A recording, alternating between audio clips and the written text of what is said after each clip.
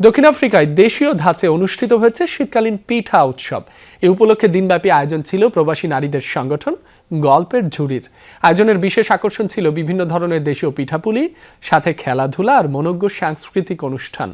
দক্ষিণ আফ্রিকা থেকে সহকর্মী নুরুল আলমের প্রতিবেদনে বিস্তারিত।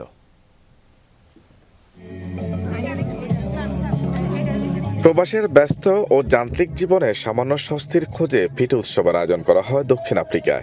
গল্পের জুড়ি সংগঠনের প্রবাসী নারীরা অন্তত 40 ধরনের দেশীয় পিঠাপুলি নিয়ে হাজির হন এই অনুষ্ঠানে।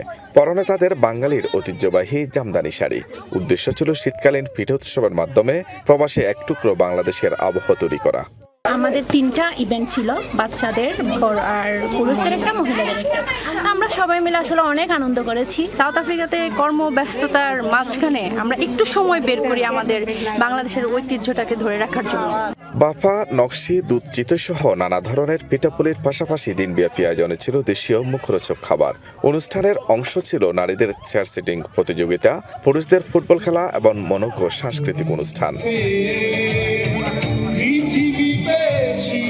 এই অনুষ্ঠানের মধ্য দিয়ে কিছু সময়ের জন্য যেন শৈশবে ফিরে যান প্রবাসীরা। বিদেশের কর্মব্যস্ত জীবনে এমন সুযোগ সচরাচর আসে না, তাই সবুজ বনানীর পরিবেশে খোশ গল্প আর আনন্দ আড্ডা মেতে ওঠেন সবাই। এমন আয়োজনকে স্বাগত জানিয়ে অংশগ্রহণকারীরা বলেন, কর্মব্যস্ত জীবনের ক্লান্তি দূর করার পাশাপাশি নতুন প্রজন্মের কাছে বাংলাদেশের সংস্কৃতি ও ঐতিহ্য তুলে ধরতেই প্রবাসের মাটিতে এই উদ্যোগ। ইভেন্ট ছিল, বিভিন্ন খাওয়া দাওয়ার ব্যবস্থা ছিল, বিভিন্ন রকমের পিঠাপুলির আয়োজন হয়েছে। আমরা সবাই একসাথে আনন্দ করতেছি। আমরা যখন সবাই মিলে একসঙ্গে অনেক আনন্দ করি, আমরা সবকিছু ভুলে গিয়ে আমাদের যে কালচার সেটাকে আমরা তুলে ধরার চেষ্টা করি। দূরপ্রবাসে থাকলেও দেশের সংস্কৃতি ও ঐতিহ্যকে বুকে ধারণ করে চলেছেন প্রবাসী বাংলাদেশিরা। আর তাই বিভিন্ন উৎসব ও আয়োজনকে ঘিরে একত্রিত হয়ে নতুন প্রজন্মের কাছে তুলে ধরছেন শিকড়ের গল্প।